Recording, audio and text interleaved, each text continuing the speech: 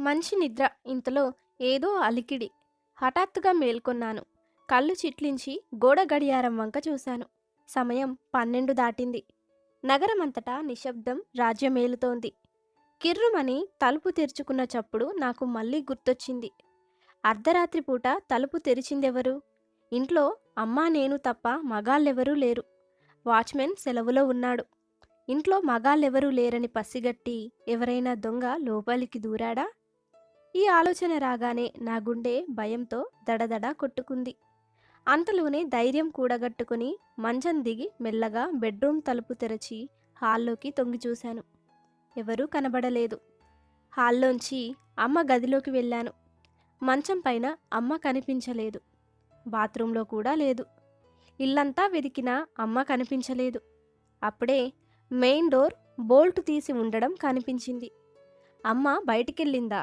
ఈ సమయంలో ఆమెకు బయట ఏం పని? నాకేమీ అర్థం కాలేదు. చప్పుడు కాకుండా మెయిన్ డోర్ తెరచి బయటకొచ్చాను.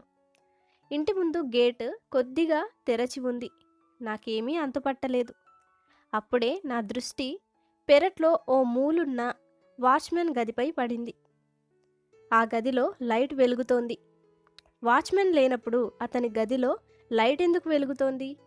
విషయమేమిటో తెలుసుకుందామని పిల్లిలా నడుస్తూ ఆ గది దగ్గరకు చేరుకున్నాను. గదిలోంచి గుసగుసలు వినిపించాయి. చెవులు రిక్కించి విన్నాను. అందులో ఓ గొంతు అమ్మది, మరో గొంతు ఎవరో పురుషుడిది. నాకు ఆశ్చర్యమేసింది. గది గోడకున్న కిటికీలోంచి రహస్యంగా లోపలికి చూశాను. ఆశ్చర్యంతో నా కళ్ళు విచ్చుకున్నాయి. లోపల అమ్మ పక్కన ఓ అపరిచిత వ్యక్తి కూర్చొని ఉన్నాడు. అతనికి అమ్మ వయసే ఉంటుంది. ఇద్దరూ చేతిలో చెయ్యేసి ఆత్మీయంగా మాట్లాడుకుంటున్నారు. అమ్మ అతని భుజంపై తల వాల్చి తన్మయంగా కళ్ళు మూసుకుంటే అతను ప్రేమగా ఆమె తలని నిమురుతున్నాడు. లక్ష్మి, నిన్ను చూడకపోతే క్షణమొక యుగంలో గడుస్తోంది. అందుకే ఈ టైంలో వచ్చాను అన్నాడు అతను. నా పరిస్థితి అలాగే ఉంది గోపాల్. కానీ మనమిలా కలుసుకోవడం మంచిది కాదు. నా కూతురు కవిత ఇంట్లోనే ఉంది. ఈ స్థితిలో తను మనల్ని చూస్తే నా గురించి ఏమనుకుంటుంది? కొద్ది రోజుల్లో ఆమె తన భర్త ఊరికి వెళ్ళిపోతుంది. అంతవరకు ఓపిక పట్టు అంది అమ్మ. అమ్మ మాటలు విని నివ్వెరబోయాను. నా కాళ్ళ కింది భూమి కదిలినట్టనిపించింది. అమ్మ ఇలాంటి పాడు పనులు చేస్తుందని నేను కలలో కూడా ఊహించలేదు. వెంటనే లోపలికెళ్ళి వారిద్దరినీ చెడామడా తిట్టాలనిపించింది. కానీ బలవంతంగా నన్ను నేను నిగ్రహించుకొని అక్కడి నుంచి కదిలాను. నా గదికి చేరుకొని ఉక్రోషంతో నన్ను నేను పారేసుకున్నట్టు మంచంపై పడ్డాను. అమ్మ మీద కోపంతో నాకు ఏడుపు ముంచుకొచ్చింది. నా చిన్నప్పుడే పోయిన నాన్న ముఖం కళ్ళ ముందు కదలాడింది. అమ్మ వయస్సు ఇప్పుడు 60 ఏళ్ళు దాటింది. అమ్మా నాన్నలకు నేను ఏకైక సంతానం. నాకు 10 ఏళ్ల వయసు ఉన్నప్పుడే నాన్న హఠాత్తుగా గుండెపోటు వల్ల చనిపోయాడు.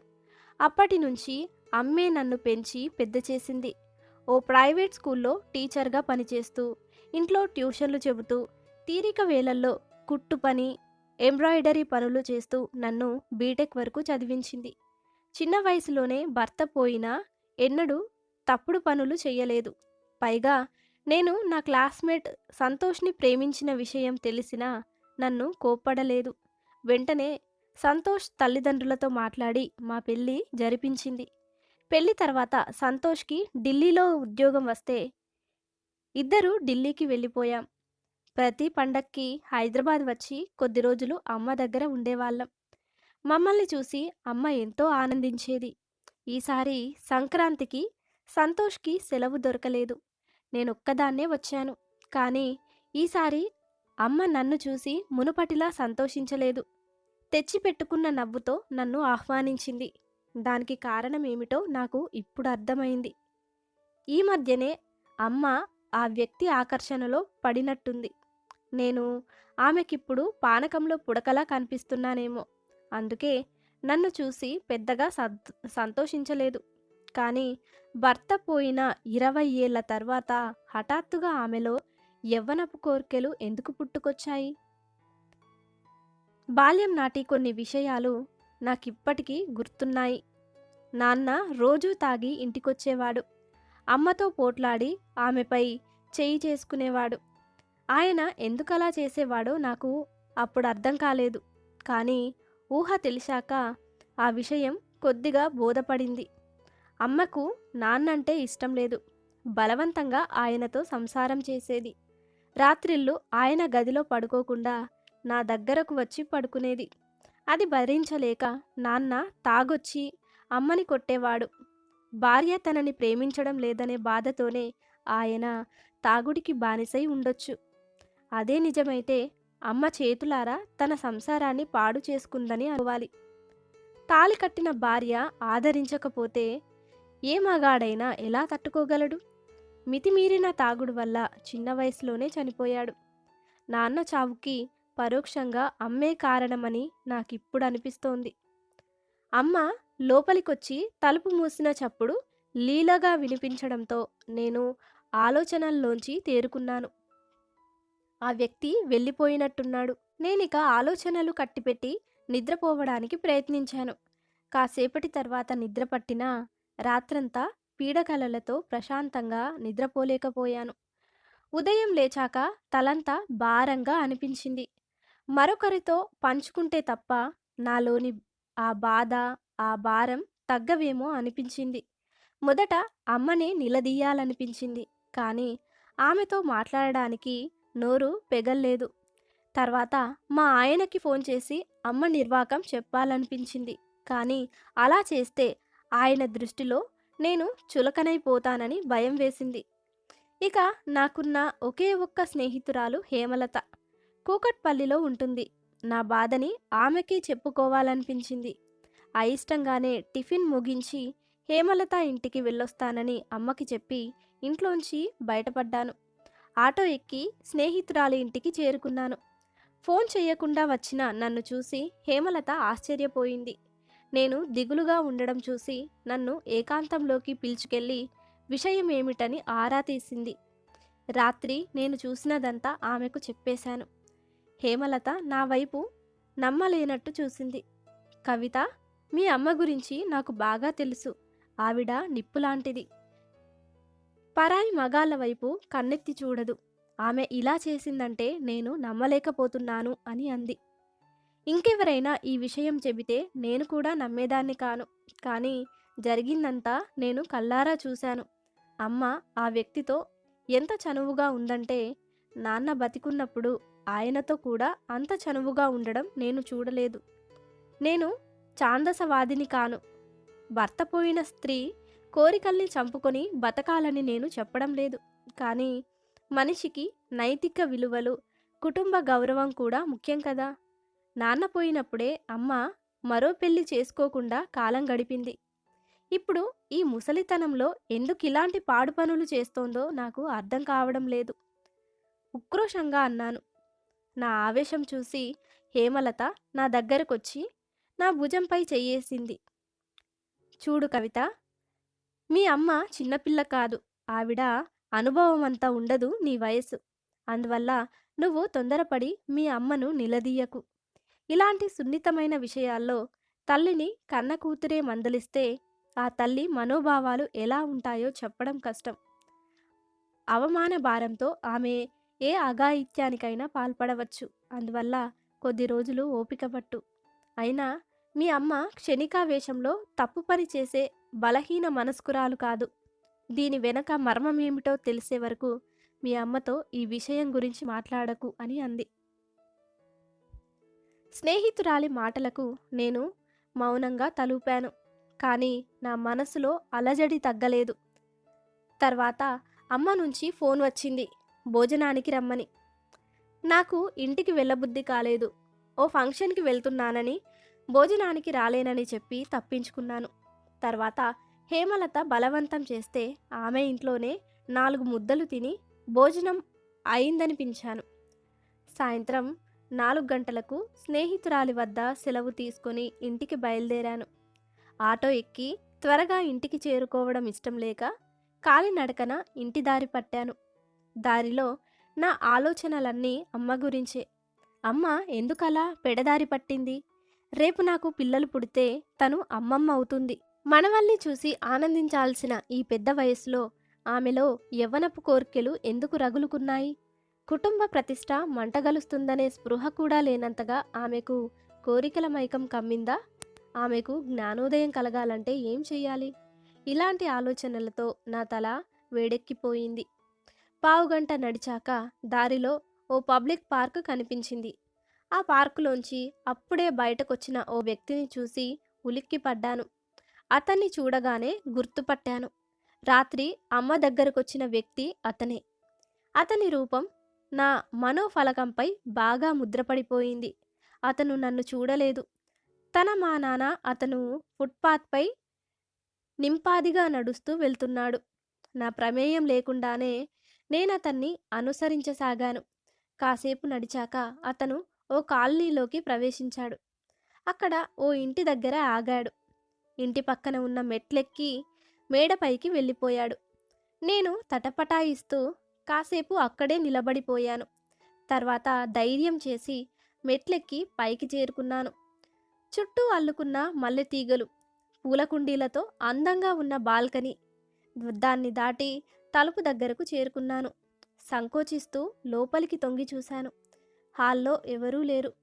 వంటింట్లోంచి టీ ఉడుకుతున్న సూచనగా కమ్మటి వాసన వస్తోంది. ఆ వ్యక్తి కిచెన్లో ఉన్నాడని నాకు అర్థమైంది. నా అడుగుల చప్పుడు విని వంటింట్లో నుంచే ఎవరు అని అడిగాడు ఆయన. నేను అంటూ ఆగిపోయాను. ఆ తర్వాత ఏం చెప్పాలో తోచలేదు. నేను అనేది మీ పేరా? చక్కటి పేరు. ఆ సోఫాలో కూర్చోండి నేను గారు. 2 నిమిషాల్లో వస్తాను అన్నాడు ఆయన నవ్వుతూ. నేను నవ్వలేదు. హాల్లో సోఫాలో కూర్చొని అతని కోసం ఎదురు చూడసాగాను. కాసేపట్లో ఆయన ట్రేలో 2 టీలు తీసుకొచ్చాడు. నన్ను మాట్లాడనివ్వకుండా టీ కప్పుతో పాటు నీళ్ల గ్లాసు అందించాడు. దాహంగా ఉండడంతో నీళ్లు తాగి మొహమాటానికి టీ ఓ గుక్క ఓ గుక్క తాగాను. టీ అద్భుతంగా ఉంది. నా ప్రమేయం లేకుండానే టీ మొత్తం తాగేశాను. చిటికెలో నా అలసట అంతా ఎగిరిపోయింది. ఇప్పుడు చెప్పమ్మా, ఎవరు నువ్వు? నాతో నీకేం పని? టీ తాగాక అడిగాడు ఆయన. నేను చెప్పడానికి తటపటాయించాను. ఆ వ్యక్తి నా ముఖాన్ని దీక్షగా చూశాడు. అంతలో ఆయన కళ్ళు మెరిశాయి. నువ్వు లక్ష్మీ కూతురివి కదూ అని అడిగాడు ఆయన. అవును, నిన్న అర్ధరాత్రి మీరు మా ఇంటికి రావడం చూశాను. నా జవాబులో హెచ్చరిక ధ్వనించింది. ఆయన ఆశ్చర్యపోయాడు.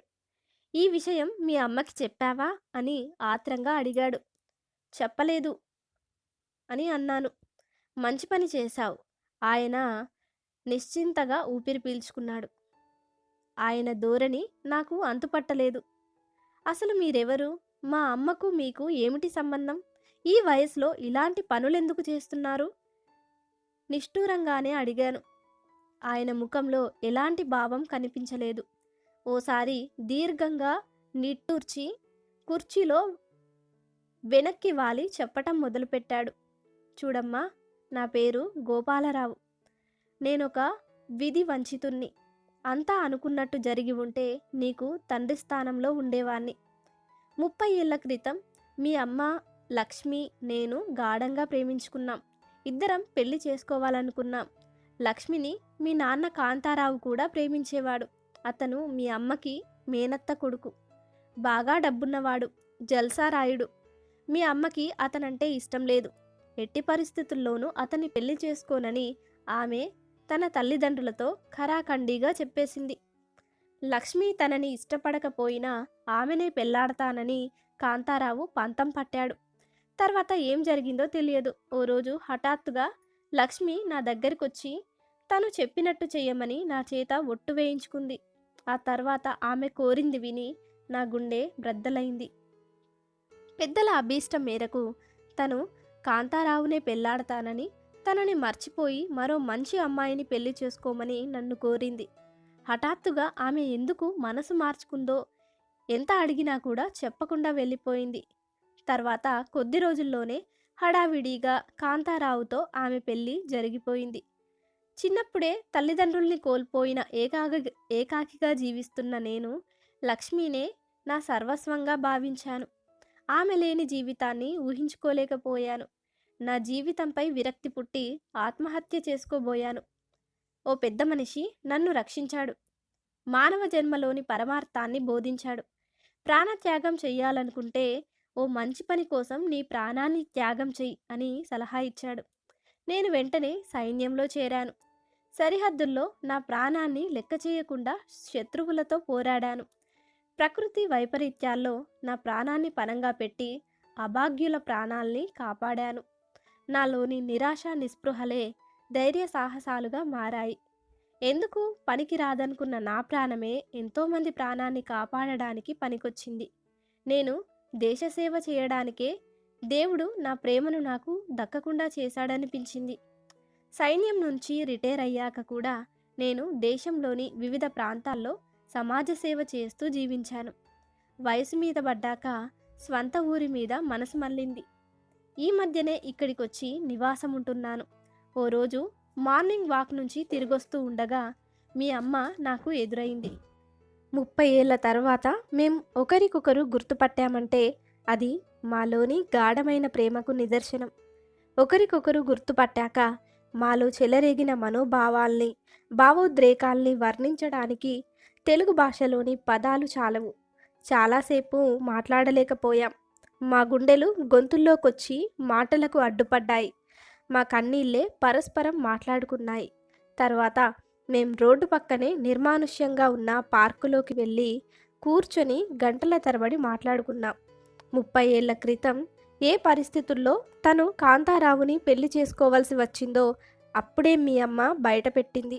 ఆ రహస్యం తెలిసాక నా గుండె మరోసారి బ్రద్దలైంది. మీ నాన్న ఎంతటి దుర్మార్గుడో తెలిసింది. అతను లక్ష్మిని స్వంతం చేసుకోవడానికి నీచమైన పన్నాగం పన్నాడు.